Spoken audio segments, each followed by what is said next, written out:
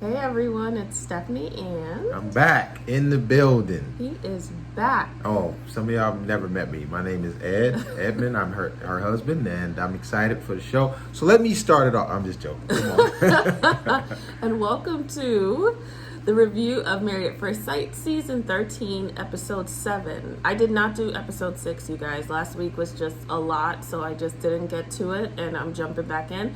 And I thought it would be a great way to bring my husband in. You guys, for those who know, you guys know that I bring him on a couple of times a season and we talk about his perspective and what we're thinking, because we're both making faces at the TV every Wednesday night with you guys. Before we get started, don't forget to click the subscribe button and the notification bell so you can be the first to find out when I post these videos.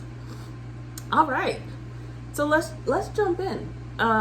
This week the couples move in together, so we're just gonna give you like a synopsis of kind of what we think about this week, but also because he has not been on this season yet, then we'll kind of go over each couple. So who do you want to kick it off with? Let's start off with Michaela and that couple. Oh God, No? Okay, let's not save put them it. till the end. All right, but don't I have ask a my rant. opinion. Don't ask what I want. Okay, well, yeah, we knew it was gonna go my way. Okay, let's kick it off with Bao and Johnny. Okay, that's Okay. cool. Oh, Yeah. Listen, the one thing I remember about last week was the whole shower gate or lack thereof. I don't think Johnny's asking for too much. I really don't. And I know that like sometimes in life people fall asleep, they're exhausted. You know, if you have a newborn, there's like ways where, oh, I get that. But I think asking your, significant other just to like take regular showers, especially, hey, if we went to, first of all, they're in Texas. You guys, we're in South Florida. So that heat and humidity, like walking from your car to the door is a thing. Like it's an experience. So more or less being in Texas, also forget it, even in like cold weather, but also like going to the gym. So if we work out, you're too tired to take a shower and you gonna get your sweaty, keep it clean self into the bed. Like, I don't think Johnny's acting for too much. You guys know I love them. My last review, they were like my fave couple, because I really do like their dynamic. I mean, we see some new things this week, but I don't think that's too much to ask. What do you think? oh. Yeah, go ahead. You already know what I think. But as a man, the one thing, it doesn't matter how fine you are, how stacked, whatever, the one thing that shuts it all down is a peculiar odor or smell, Yeah. especially in the Tejas region, in the southern parts. And I just I lived in Houston, and Houston is hot, extremely hot. And then on top of that, you work out, and then you got to sleep next. Like that's our safe space to sleep. I think that's gross. And you spend like majority of your life in the bed, like so. Especially as a couple, that's where you spend the most time. And it's like you got to ask, like how do you roll over and get in? How do you go down? Okay. I'm just saying. I mean, I just don't understand, like how you can do that. It's like you got to say, "Hey, did you shower tonight?" Before you, that kills the mood. Well, even forget That's funky, sex, man. How do you put your funky behind in the bed and you get sex. the itching and it's just laying next to someone. That's gross. But let's just jump in because we got a lot to cover in terms of what they are showing so far. Johnny, they move in together this week. Johnny does not stay at the apartment. So Johnny is so freaked out by things that he can't control. It's an issue of control for Johnny because he went on like a million first dates. He said he's gone on so many first dates, and the moment he sees something he doesn't like, he runs, which is not conducive to any long-term relationship, more or less a marriage. And he is overwhelmed by her emotionality and some of her quirks. And instead of staying, he takes a break from the honeymoon and he goes home for a couple of days to like recalibrate. The reality is that you can't, I don't want to say you can't do that in a marriage. You should not do that in a marriage. And more likely than not, that's not often an option. And it really shouldn't be, because it actually puts more space between you than it does the opportunity to stick it out and deal with something that you may not like, or the opportunity to really talk to your spouse and work through the uncomfortable emotions that you're going through or what you're thinking about. So I really didn't like that Johnny left and went back to his apartment and then came back like everything was good. Like I think that as a couple you need to have rules, and one of those things is not leaving. And they have like 2 bedrooms. I think every season they set him up with 2 bedrooms. So he should have stayed. Or a couch. Something. Yeah. But coming off the honeymoon, that's not a good look. Not at all. He's definitely avoidant. And here's a perspective that maybe people haven't thought about. So Johnny has learned to yearn in absence. And so what I mean, a lot of times, especially with men, if you want to see their behaviors, look at their dad. We get a lot of, because what blueprint did he have to show sticking it out can be successful? Right. And if you remember, the most emotion we've got from Johnny this entire season has been about his dad. And he still yearns for him to be there. He's waiting for him to come back. So there's this unhealthy yearning for love and attention. And he's doing the same thing to his wife. Mm-hmm. And he's okay with it because he's learned to accept it with his dad. And he doesn't have the tools to say, hey, you need to stick it out. Now, on the other end, she was like, I'm not going to force him. I'm not going to. There has to be a little bit more discussion about that. That cannot be okay. That's one of the biggest red flags in a marriage, is to try to deal solo. That doesn't teach you how to be interdependent and grow together. So that is where that comes from, in my opinion. I think he has been okay with it, or he's experienced it, and that's the tools. He doesn't know how not to, and I think that's where a supportive spouse, or not a supportive spouse, that's where your emotional intelligence kicks in, where, and she doesn't have to bring it up immediately, but I think a little bit down the road, it's like, hey, let's put these rules and boundaries together. And I think she should say, hey, how did it feel when your dad left? How did it feel? And it's going to be a tough conversation. But she could then ask him the question, do you want to do the same thing? And she may not know that, okay? Because I'm a therapist. He does a lot of personal development. So we're very evolved where we can ask those things. And that's second nature for us. A lot of guys or a lot of women are not going to be able to sit there and have that conversation. So rules of engagement, when we get into it, what are 3 things that we're going to put into place that we're going to honor and stick within our marriage, whatever boundaries they are, so that we know, okay, leaving is one of those things. Now, yes, there's extreme situations where leaving might be better, but we're just talking about the norm. Leaving is one of those things. I think Pastor Cal did a great job this episode. He is the example of, I think the last video I did, I talked about the importance of the mediation, because they're just, sometimes you just can't hear each other. And for sure, when you're in front of a third party, they help you hear each other, and you also listen differently because you're showing up in a way to impress that third party naturally. So when Pastor Cal comes and visits them, I think, oh my God, they really, really needed that, because there's this much bigger issue going on about him seeing her in a way that's unattractive, and it's kind of like a core response for her of how she responds. So Johnny says that he struggles to find her attractive because she responds when she's giddy, like a child. You know, she has like mannerisms like a child, and she responds like a child, and that's a turnoff for him. And for her, even though, and I like how Bao responds when she's like, you know, I appreciate him being so direct, like, I can take that in. Your feelings can be hurt, but appreciating that someone is honest with you is very mature. But then she kind of says, listen, this is how I show joy. This is who I am. And I only show it to people I'm really comfortable with. So in a way, it's a gift that I can kind of be myself. And for you, that's unattractive. So how do we work through that? So I think it was great that Pastor Cal was there to like have that conversation with them, to reassure her there's nothing wrong with you. Like, and even say, Johnny, this is a you issue, and let's be comfortable having the conversations that are uncomfortable and figuring out how to work through that rather than it's not working out. What do you think about Johnny's thing though? How's he going to overcome that? Well, here's the thing about that. I think that there's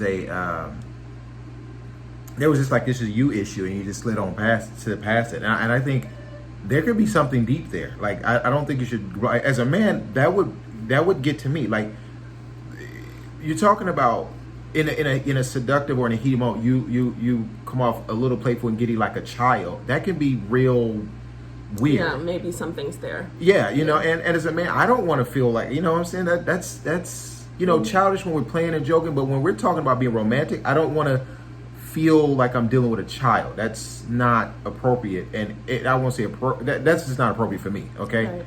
And I think there should be some more discussion so she can understand. Oh wow, if you said what I think he's feeling, I already kind of got an idea. No man wants to not no man, but most men and men that I know don't want to feel that way with their significant other.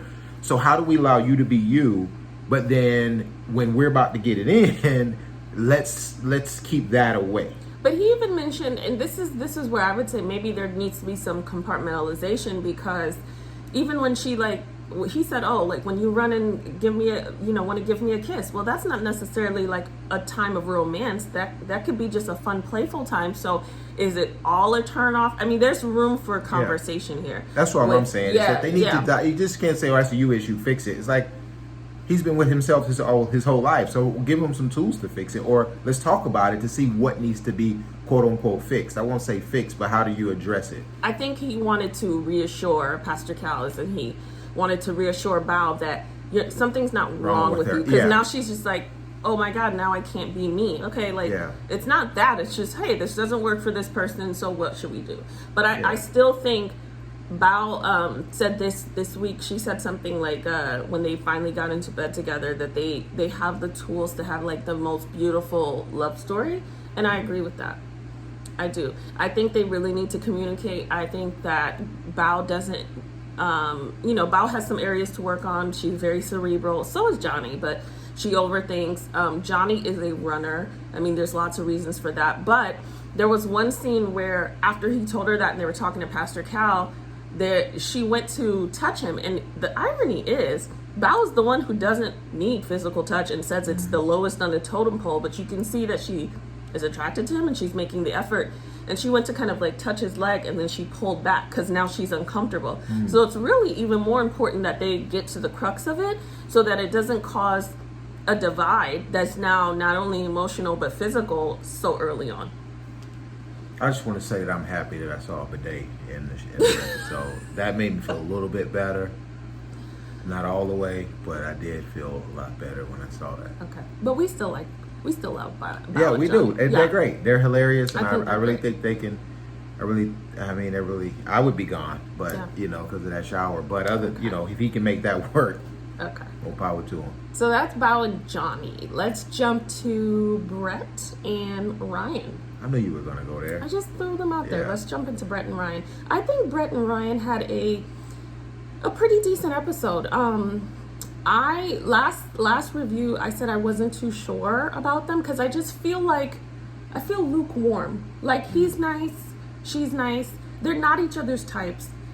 They've said that, and you can see where like something's a little off. But what they're saying is, I enjoy this. Like when they sat with Pastor Cal, they looked like they had a really good chemistry. But when you're seeing them together, something's not adding up. Like all of her quirks and discomforts kind of annoy him. So he's not really patient with that. She doesn't really like what he's into. That could be politically or his habits and the deer head. And he's a Texan. I lived in Texas. He's a Texan. But she's like anti-killing animal. You know what I'm saying? Yeah. So like that's gonna be hard for someone who has strong emotions one way or another. So I don't know. Like I'm still like, for me, they're kind of coasting, and there could be something major there that brings them together, but something also major that can bring them apart. Because I don't think they're like strong one way or another. Yeah, I think the politics part really got me. That dinner that they had, and you don't have like, I'm independent, because I vote however I feel like voting, and I have different things with different, scenarios. But we are eye to eye on issues of certain social things. We see the same, or we view the world the same way in that regard. And so there's a lot of people like to judge or put a whole label on somebody because they're in this party or that party. They must be all of this or all of that. And I'm saying that to say, look, let's go ahead and get to it. Let's go ahead and say, hey, here's some issues that are I can't be with a person that views the world this way or views people this way, right, or has this certain stance. And I think they should get those out the way, because there are plenty of people that are Republican and Democrat that are married. I mean, that's not like uncommon. It's just, what issues within those situations do we have to make sure that we don't personally offend that person or are in a place that makes them uncomfortable? Yeah, because those issues usually represent much bigger issues, you know? So I think that, I mean, what do you think about them? Do you get like a strong couples chemistry from them, or? I get they're avoiding the tough conversation. I think they can be a tough couple, but if you're strong on certain things, you know, that won't work. They just won't work. You can love a person like, man, that's a GOAT person, but they just see the world this way and I see it that way. And it just, how do you raise a child in that, you know? I think right now, this is probably the first couple I've actually said this about. I've probably felt it about other couples too, but I think right now, from what I'm seeing, I wouldn't want them to have sex. I feel like sex would be a problem for them, not because they wouldn't enjoy it or enjoy each other, but I think they still haven't met in the middle even to where sex would be a great addiction. Sex would be Freudian slip. Addiction.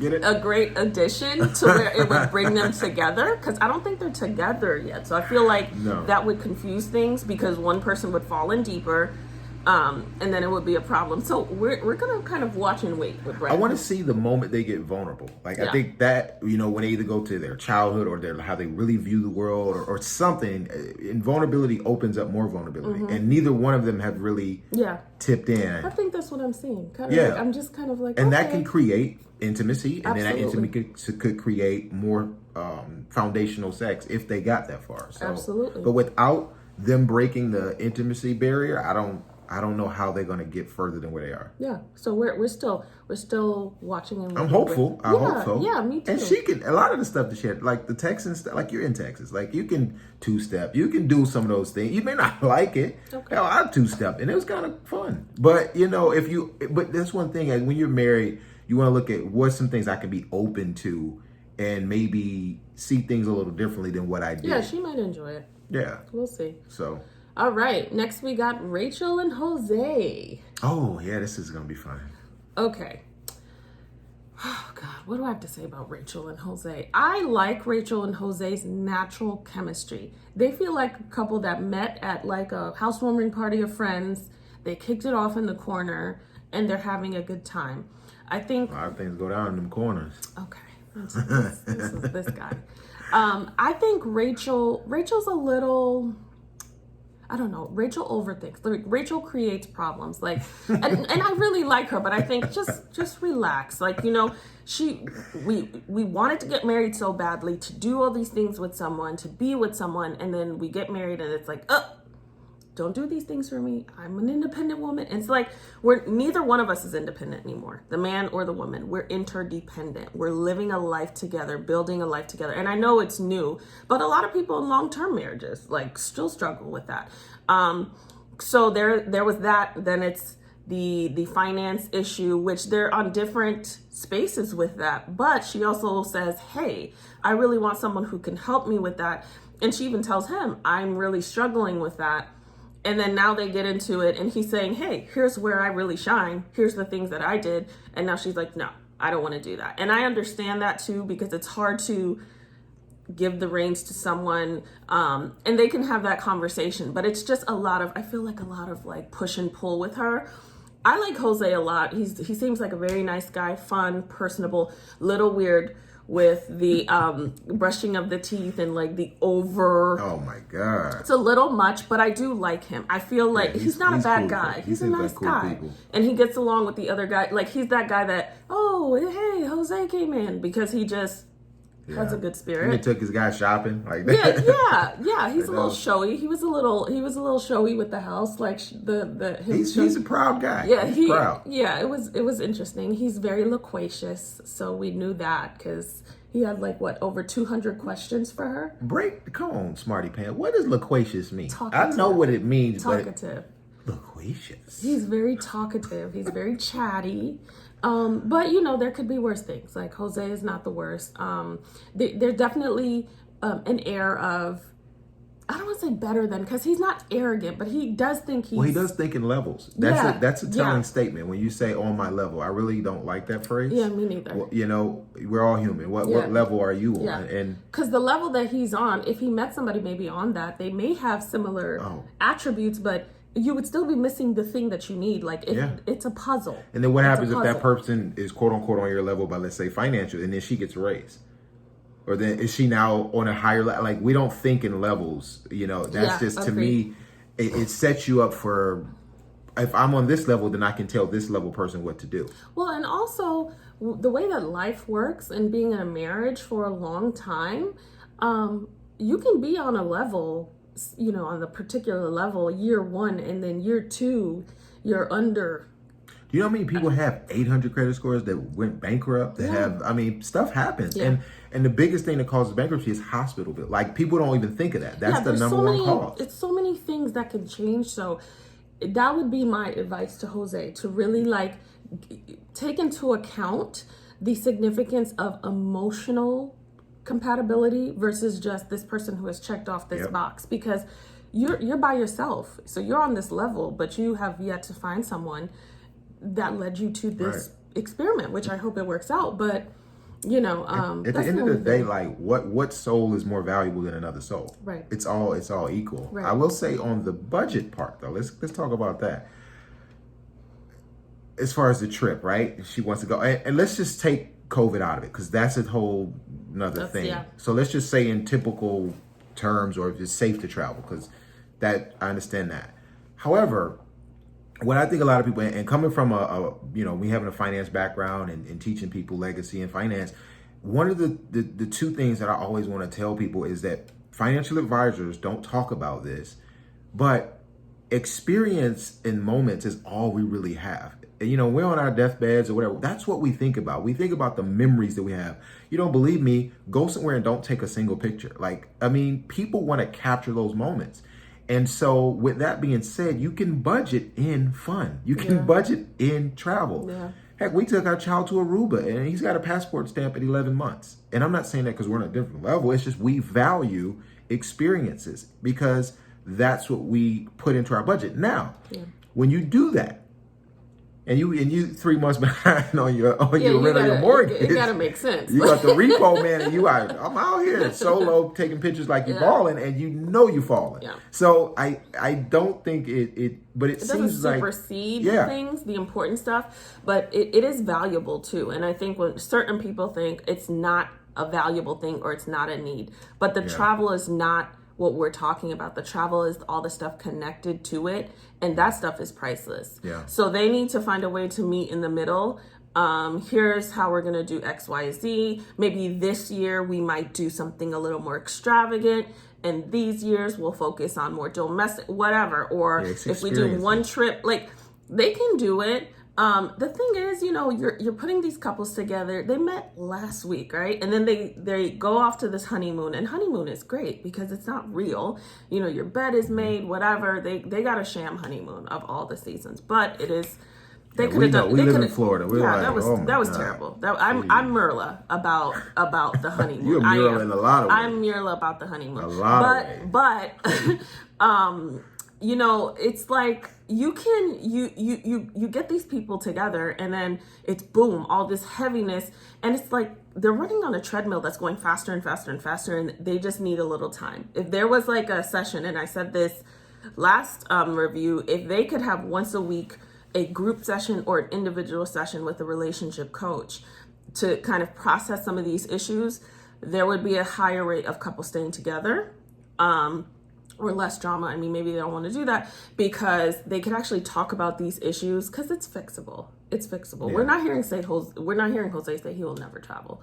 We're just Yeah. hearing him focus on money, and she's focusing on travel, and we just need someone to help mediate that and say, hey, let's create this big picture, because you guys have your pictures here. Let's put these pictures together and figure out, okay, how do we add these things, move these things aside and whatnot. And life changes. So what is important right now might not be important in 5 years. I'll just say, before we move on, I will just say, I'm just glad we went to Paris before we had kids. Because if they plan on having kids, you never will be fully present anywhere in the world when you have a child. When you don't is the best time to get out those, trips you really, really want to do. So she wanted to go to Europe. I would say, brother, take her to Paris, and just don't go to Paris if you guys are watching with somebody you don't want to fall in love with. It'll set you back. But anyway, I would say they should do something outside of the cameras together. I think all couples should do a couple of trips before they have children. Yeah. So. All right, so that's Rachel and Jose, but I like them. I do too. We'll they see. seem like they'll make it work. They will. I want to them. see them like go dancing or something fun. I want to see them. They will have fun. Do something like that. They're fun. I like them. All right, next we have Mirla and Gil. I like this couple. They're funny. So listen. Woo, she reminds me of somebody, man. Who? Mirla? Yeah. Let me tell you something about Mirla. Mirla is getting a bad rap. She shouldn't, man. She really shouldn't. She's being produced to be like the ice queen. And listen, she might be a little icy, okay? I've already admitted that Mirla is like a Sour Patch Kid. First they're sour, then they're sweet. There's sweetness there, but like the things that they're like dun dun dun with the music. Yeah. Like, okay, Mirla is not ready to be intimate. I'd never do this show because I wouldn't do anything that I didn't want to do until I was ready to do it. And I don't think there's a timeline for a kiss. Can they kiss? Like, sure. Can they kiss at a certain time that's sooner than 6 weeks? Of course. I'm not saying that you can't do that, but the pressure to do particular things is like, just, when I watched this week and Gil was like, and they were talking about the kiss with Pastor Cal, I understand how Gil says, if we don't kiss, like, I'm pretty much not going to be out. I'm pretty much going to be out. But at the same time, that's not really attractive, nor is it a turn on. No, nor is it like, whack. It's like, because I was like, do you really even want it now? Because what if Pastor Cal said, come on, Mirla, kiss him, kiss him. So do you like him? Kiss him. And then she's like, was that great? Was that the experience that you're looking for, Gil? Like, there has to be something where it's like, let's just say it. It is important to me, which they've said it, and then move on. And she has said, as she gets comfortable, you see her touching him and being close. And for Mirla, to me, that's significant, because that if she didn't want to do that, she wouldn't do that. It's been 7 days. Man. Maybe Monday could be his night. Monday night could be his night, and he doesn't even know it. Like, but the pressure is so unattractive. Whether you think it should have happened or not, it's unattractive to put that pressure on someone, and I don't think she's wrong for that. But the thing is, he was going so well when he was like, this could happen for the whole 8 weeks and we don't have to be fit. Like, and that's probably what you're lying, but But it's what you're supposed to say. Yeah, just what you're supposed to say. And then be like, you know what? I don't know if I'm in the mood that night. Right. You know what I'm saying? She would have did it. Look at that. I was like, what? If you make them giggle, you can make them wiggle. Make them wiggle, you can make them jiggle. Okay. What? That's enough. What? I was gonna say something that said nickel, but okay, you get it? Yeah. Okay. Oh anyway, God, you guys. And pickle. This is sober, by the way. No cocktails here. Anyway, but that's what she said. Anyway, so where was with Mirla and Gil? Oh yeah. The 8 so weeks. he could have been like, he was, and then with the kiss, it was like because then I didn't like that. And kiss. I hear you. And if this doesn't happen in 8 weeks, I'm out. But like, he honestly shouldn't even said that to me. He should have just said, it's important for me that we explore our intimacy as we get closer together, as you get more comfortable. You can get a woman who's not just jumping right in and is the woman who's more reserved. You can get so much more by like laying low and falling back. But the moment you tell me that, if that were me, I'd be like, well, ask for the divorce now, because if that's what I'm going to get now, then in marriage, well, if we don't do this, then I'm going to do this. Well, that doesn't create the vulnerability. Why would I want to be vulnerable with you? Because you're out if I don't do a certain thing. With what he wants. And there's some level of I could, I get it being honest and being upfront, but I think it repels what you were trying to get. Like, I feel like it could have happened, would have happened. But also, this is just a testament, just thinking outside of the box a little bit. This is a testament how a lot of times we allow people to set rules for us. Like, the whole 8 weeks is made up. Yeah. Like, this is marriage. Like, you could say, we're going to make decision day 12 weeks from now. Okay. A year from now. Who's to say that this, like, they're just going to stop filming. So you could just say, hey, I'm with you, and just know that this is something that I need in our marriage. And that's all you got to say. Yeah. Like, we have this 8 weeks on camera, but I do, just, that's my thing. Just say it. But once you put the gauntlet down, like, that is like, okay, on guard now. Like, yeah, and I like their humor. I think Gil is perfect for her. Very funny, yes. I really do, because I think she would have swallowed up a lot of guys. Yes, I think like, they have she a would have very just fun little whatever. He has the confidence. He has a way of listening and smiling while he listens. If you guys watch him, that's a good trait, fellas. If you have never, and it's genuine. He's not, and you could think he's thinking the same thing that we're thinking a lot of times, but he doesn't attack her. He says it in a playful way a lot of times, but he doesn't try to control her or look at her like she's and there's another thing about her clothes and her lifestyle. So I don't believe in like scrimping your way to wealth, like not living, not enjoying things, all that. She says she saves first. And you just have to talk to each other and see, what do you want out of life? Like, we're both ambitious people. So we do have nice things and we like to acquire more, but we take care of certain things and we let our assets pay for those things. So it's not like we're just blowing money to just please other people or show off or any of that type of stuff. And I don't believe, and we got it in our different ways. Mine is travel and investments, and it's not really a lot of fashion stuff. But who are we to judge other people? Especially when she's doing the smart thing. Now, when he asks, are you willing to change? Now, here's where it gets kind of sticky. Because when you're married, and she's like, we'll spend it on what? So there's a lot of things you can spend your money on, especially in a marriage. And that's the openness that you can have. I mean, it could be, you want heavy insurance, you want to invest in things, you want to buy some real estate. It's just a lot of things that you can put your money into. You can donate, you can do a lot. So I think just not being open shuts down the possibility of what are some other things that you could do. Well, and I think it's important when you get into a marriage that you speak to each other like adults who have choices. Because a lot of times we'll walk in, and adults who have already been raised. Because a lot of times we'll walk in and we'll try to raise each other.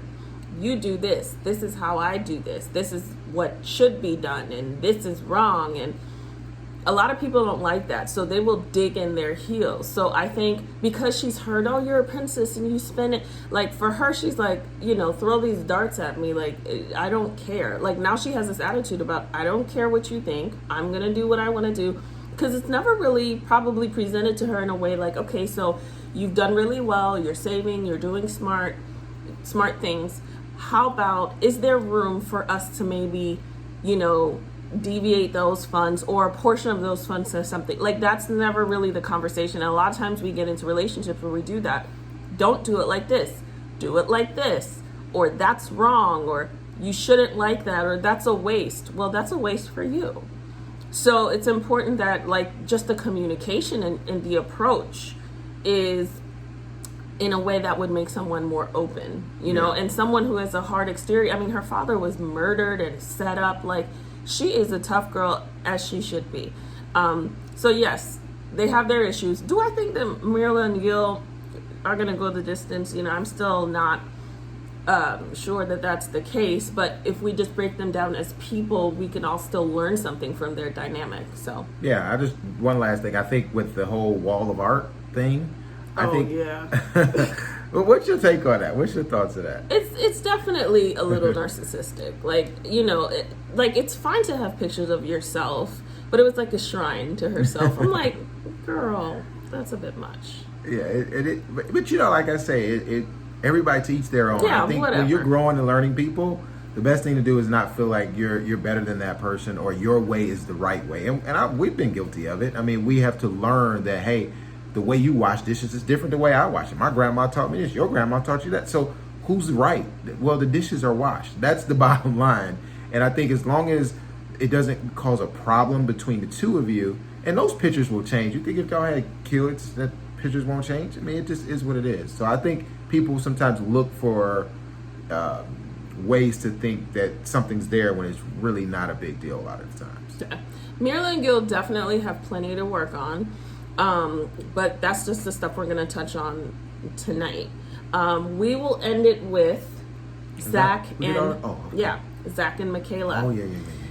Okay, so Zach and Michaela, obviously we hadn't seen much of because Zach caught COVID, and I told you guys I was really upset with her response. I thought it was like very selfish, and for people who I guess haven't been brushed by it in a negative way, it's just like, oh, this thing sucks, but it's so much bigger than that.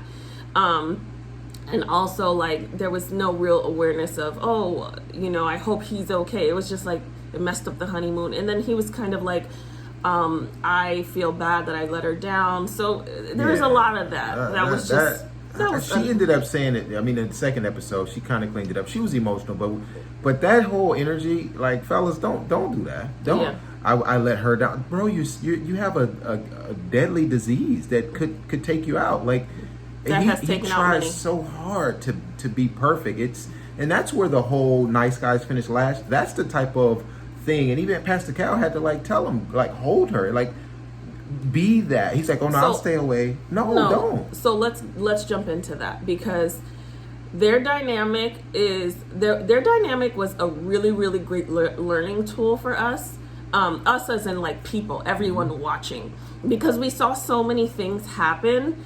First of all, we talked about the rules of engagement. I've said it a million times before, but the thing is, you have to actually honor what you guys come up with. You can't say, hey, we're not going to leave, and then the first thing that you don't like, you take off. Or, hey, we're not going to use these words or belittle each other, and then the first thing you do. Now, do things get escalated at times where, yes, you may cross a line? Sure. But if the line is drawn, you don't know you've crossed the line if you haven't drawn it. But B, when you know the line is there, if you respect each other and the rules that you have created, then chances are you tend to try to, okay, let's step off, regroup, and come back before it gets real nasty. They got into this argument over him leaving, just a miscommunication. It was something so minute that turned into something major, and she took off. He left, he fell asleep on the couch. He left. She didn't know where he was. He didn't pick up his phone. It was like over a 2-hour span. She packed her bag. She was out. And then she made the mistake that a lot of us can make, where we just are not up front. And he says, are you okay? I'm fine. And then kind of says, do you really want to know? That rolled. No woman is ever fine when you ask her, is she fine? I rolled my eyes when she did that. Not because I have not been guilty of that before. Now I'm direct. Now I'll hunt you down. But like at the beginning, you're like, no, I don't want to. And then you just like turn into this thing. Get it out. Just get it out.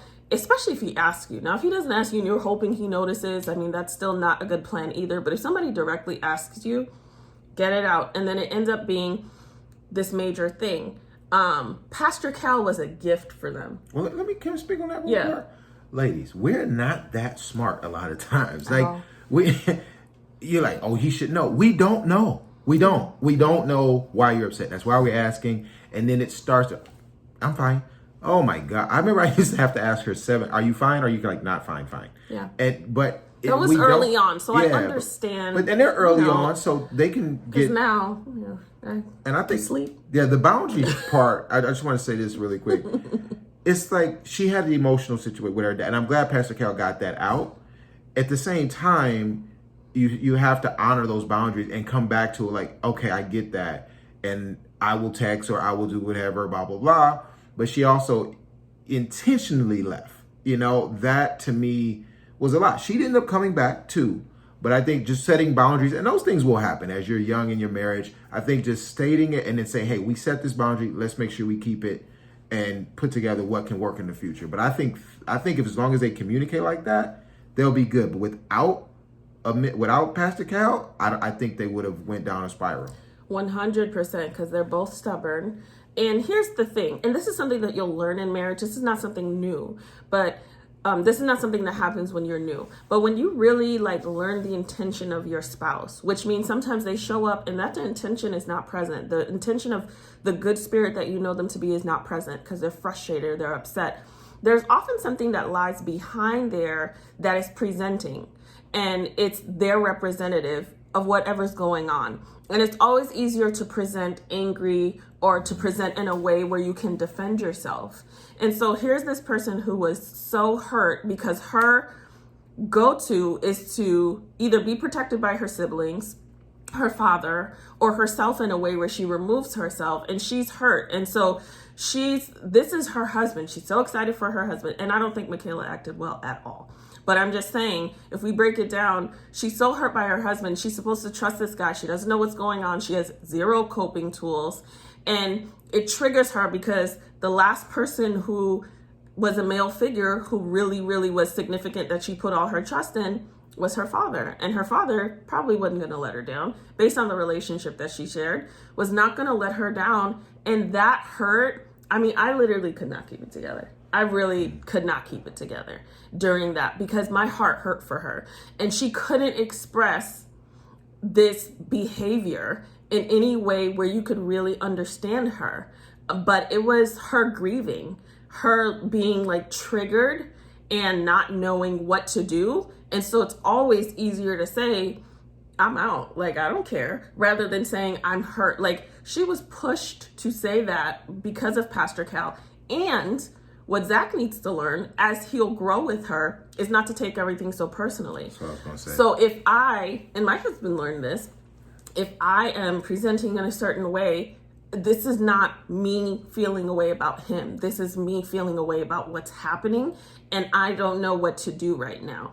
And so maybe I might not say, and she does this, maybe I might not say, I really want you here, but you coming here and staying here is what I need. And I can't tell you that because we don't want to look weak.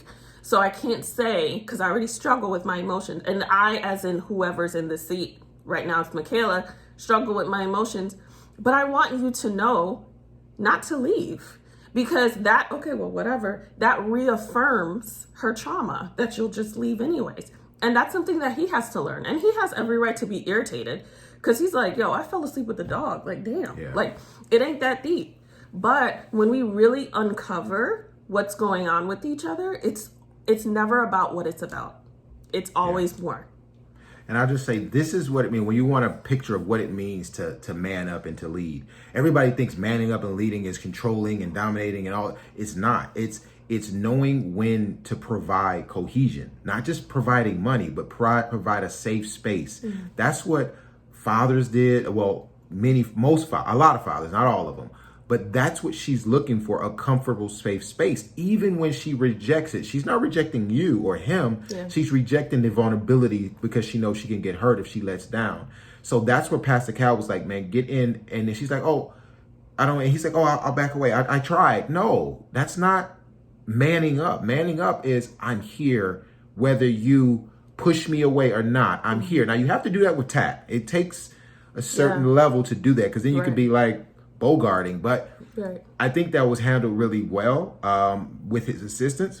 Mm-hmm. And Pastor Cal plays that fatherly figure a lot of times. He, the way he talks and the way he educates. So that's just number one. And then number two, I think with the whole blow up and the leaving and all of that, there's just a level of, okay, here's how we're going to act, and here's the rules that we need to abide by. Like you said, the rules of engagement.